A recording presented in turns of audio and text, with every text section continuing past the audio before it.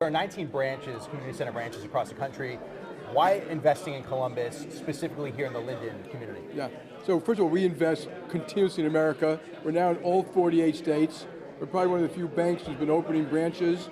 So we have 5,000 branches. We've been investing in Columbus since I've been here. And this is a great example. We call them community branches, they're 19. So we go to lower income type of neighborhoods, more space, we have public space. We have what we call a community manager. So traditionally had a branch manager. The community manager is meant to get to know the whole community, think of the religious institutions, the businesses, and then invite them in. To learn about a mortgage, to how to bank, how to have a product, how to save money, and how do you want to buy a house. The things that we should be teaching people, and it lifts up society. It works, it's commercial, we make money doing it, and it's just been a wonderful thing. In fact, when we started, so a couple of things, we started community branches. The first one was Harlem 5 years ago. I went back, it's been a home run, and we're part of that neighborhood now. And then we started the community manager, so all 19 have community managers, but it was so successful, we have 150 now. In a lot of communities, we have a community manager reach out to the community, and then we started something called the small business consultant. Do we have a small business consultant here? I think we do.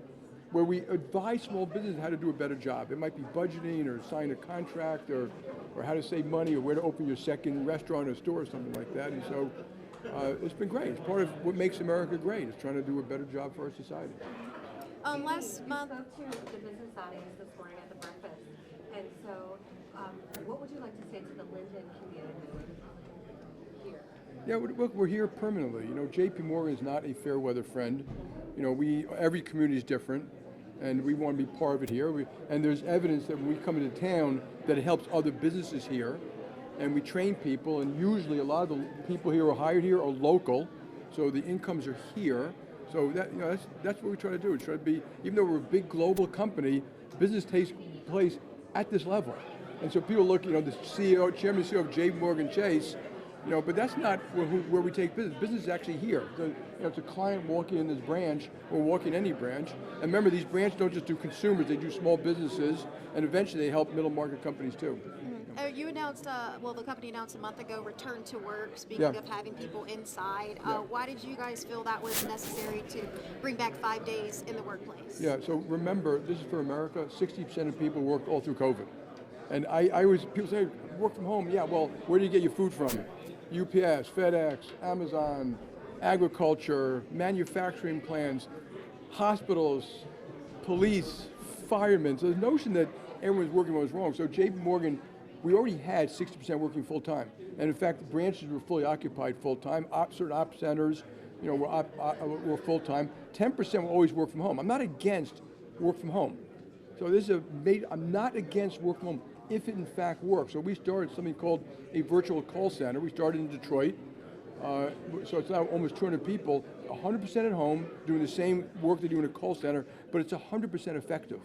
Like, if it wasn't 100% effective, I simply wouldn't do it.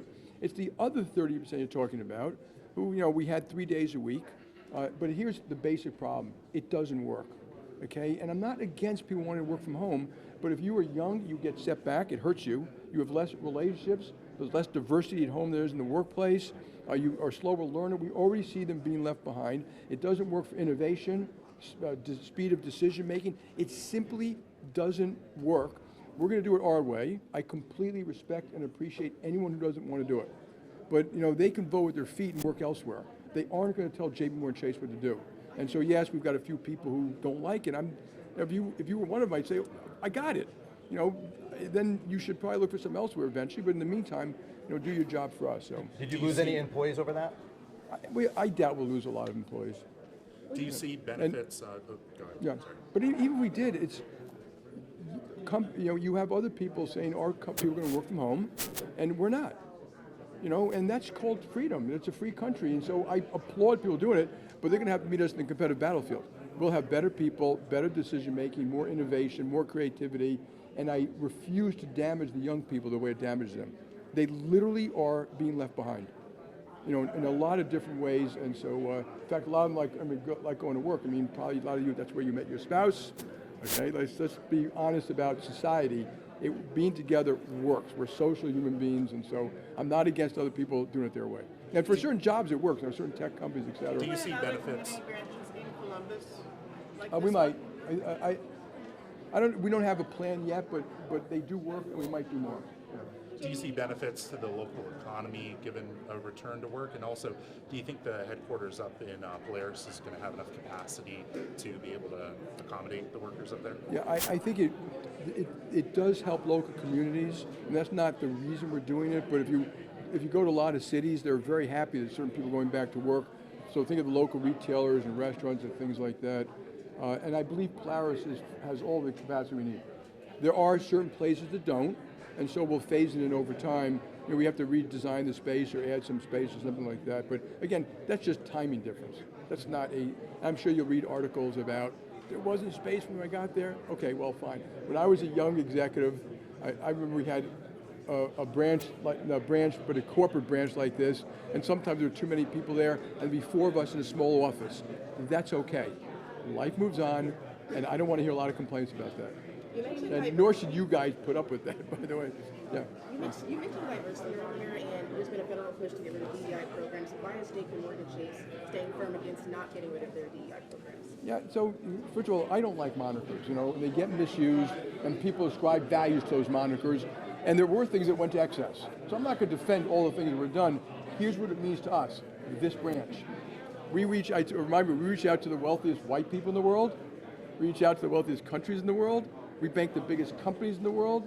We bank cities, schools, states, hospitals. We reach out to veterans. We have programs for disabled. We have programs for a million different things. We also reach out to lower income neighborhoods, which not 100% black, but they're black, Hispanic, they're poor whites too, and so that's what we do. It works, it's 95% commercial, and wherever I go, red states, blue states, red cities, blue cities, mayors and governors love what we do.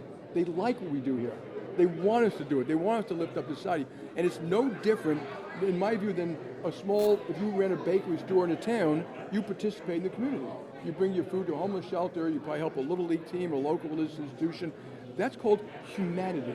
And I don't know anyone who's really against that. But can you be against certain programs that went too far? Yeah, sure. And if you have to modify certain things in the law, we probably do. And we may modify some because there are a couple of programs I know about, total waste of time. Okay, you tried them, they didn't work, move on. I won't tell you what they are, but. What about DEI as an employer?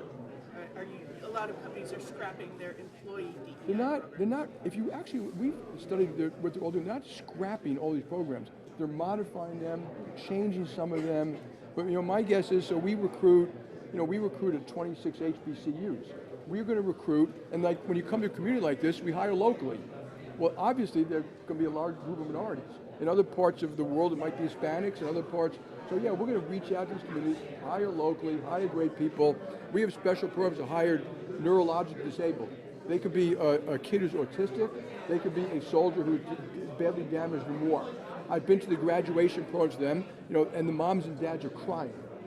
We reach out to communities. We're going to continue to reach out to communities, and obviously, follow the law of the land.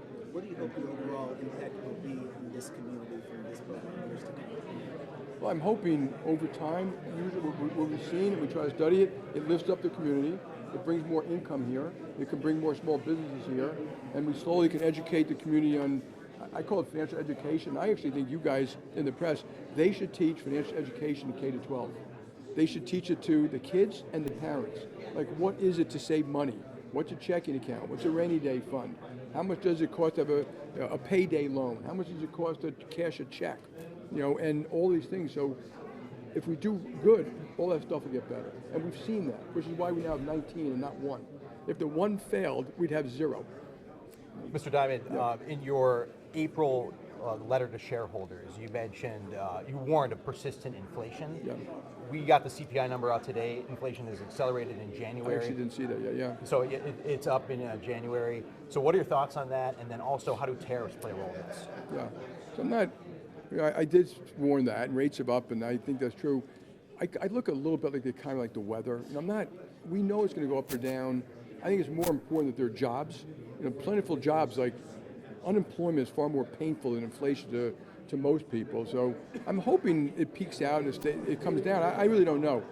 Tariffs properly used, it could be a tool, a properly used weapon. Overused, they could be inflationary. Properly used, they may not be at all. So I don't really know, and I'm watching it just like you are over time. Well, I have one more question. Affordable housing is a huge issue across the state. What role do financial institutions play when involving trying to buy a home? Yeah, so we are probably the largest affordable housing bank in the country. And I already mentioned we bank cities, schools, states, universities, hospitals. So we're deeply embedded in these communities. If you get the list of all the stuff we do here, you'd be surprised. So affordable housing, multiple problems. First of all, often it's local. It's not in my backyard. You can't build a second story. You can't rent out your basement. You can't build here. You can't build there. So sometimes it's local. Sometimes it's federal. But we need 8 million more housing units. But I'll tell you a problem, like with regulations. People say anti-regulation or deregulation. It's really proper regulation. We all need good regulation for food and banks and stuff like that. But the regulations that were put in mortgages after the great financial crisis make a mortgage for a $200,000 mortgage makes it probably 100 basis points more expensive because they're excessive. They don't save risk. Wouldn't be a problem. But if you save 100 basis points, you'd have a lot more people who buy that starter home. And starter homes have less not in my backyard problem than building homes in communities already there. And so it would free up rental units and stuff like that. So there are a lot of things to do to fix some of these problems. Guys, we have time for one more final thought, local question before the press conference. Where are you going to eat after this? I don't know where. I'm actually going to Polaris to do a town hall, and then we do have a lunch somewhere. And then I'm going to Atlanta, and then I'm going to D.C. Yeah. The fives. Okay. Mr. Dimon, thanks for your time. Thank you. Appreciate it. Thank you very much. Thank you.